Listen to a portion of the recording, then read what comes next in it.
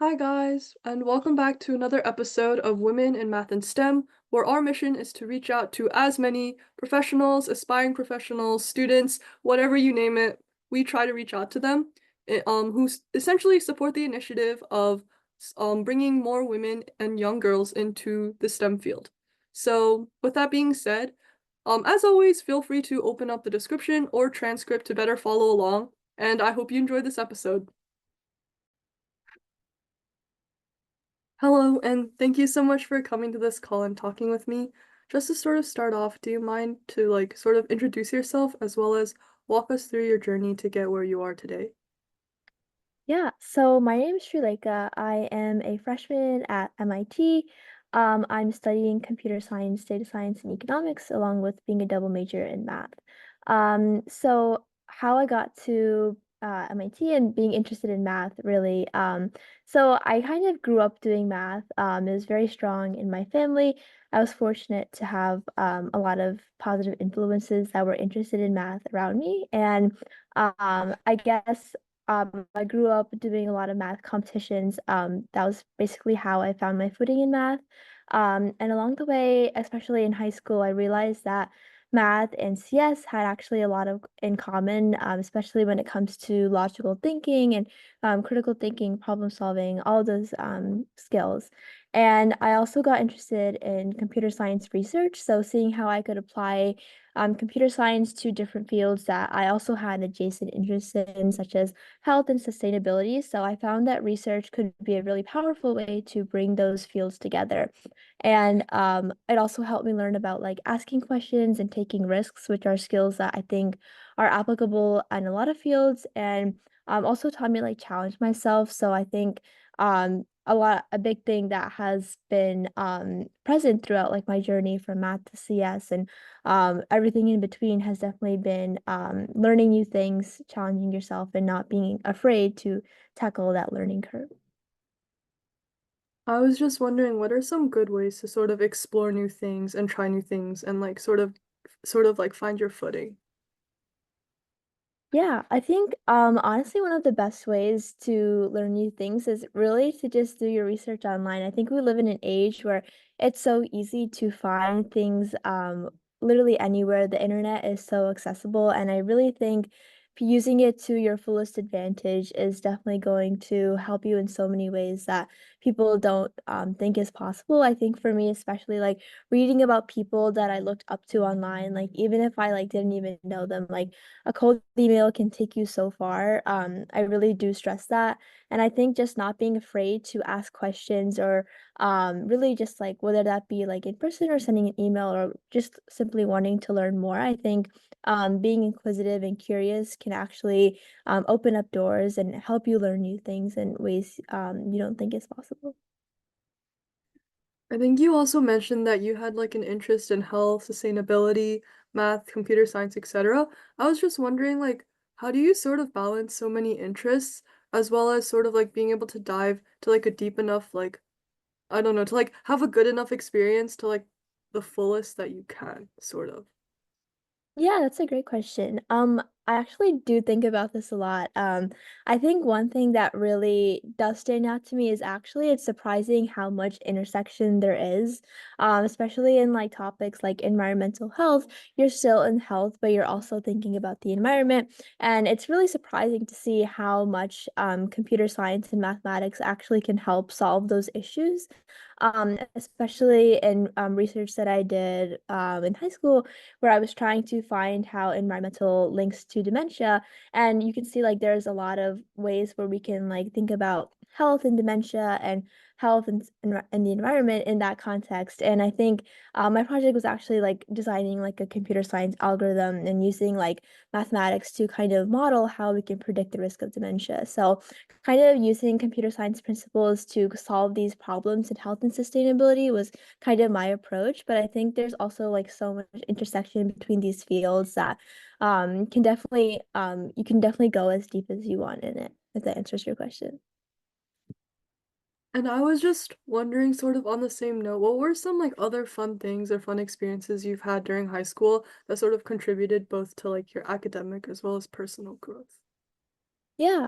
In terms of, I can touch on a couple things actually. So, I think the first thing, since you were already talking about it, research definitely helped me, not only in like an academic sense, but also just like a social sense, because I did a couple of research programs, and I think I also did like science fairs. So, in that way, like I got to meet some of my best friends from science fairs that I am still in contact with. Many of them are going to college with me now as well. So, I think has been like a super great experience to kind of meet people that are just as passionate about research and science as I am. And I think it's been a really good experience to kind of be exposed to people who care about things just as much as you do, because it really elevates your perspective.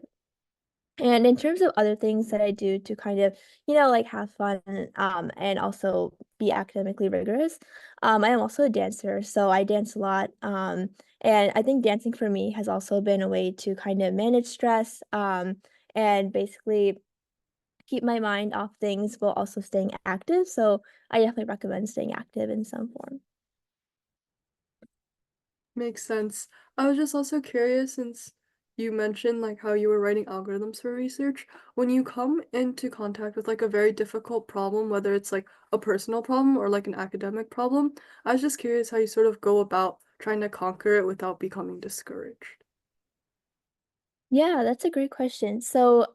Yeah, definitely like there are a lot of challenging situations when you first get into research. I can definitely attest that upon that. I think one of the ways that I first try to do it, it's really like explore your resources around you. I think like especially for CS research, like Stack Overflow is really your best friend. Can definitely do so much for you. But also like trying to think of a problem in different ways is also trying to frame it in different ways is definitely something that's helpful. Especially like I personally find that taking a break and coming back to a problem helps me reframe it and think of that problem in a different frame, which can also help me like create solutions to that problem. But also, I think one thing that's really underrated, especially in the field of like STEM and like competitive academics, if you want to call it that, is like really asking for help. I think people typically don't want to ask for help to seem like they don't want to seem weak, or they don't want to seem, but asking for help is actually a source of strength, because it shows that you're willing to basically accept others' feedback and collaborate with others. And I think that is such an underrated skill that actually becomes more and more important the further you go in life. I think, especially here in college, like I can definitely say, like, MIT is such a collaborative place, and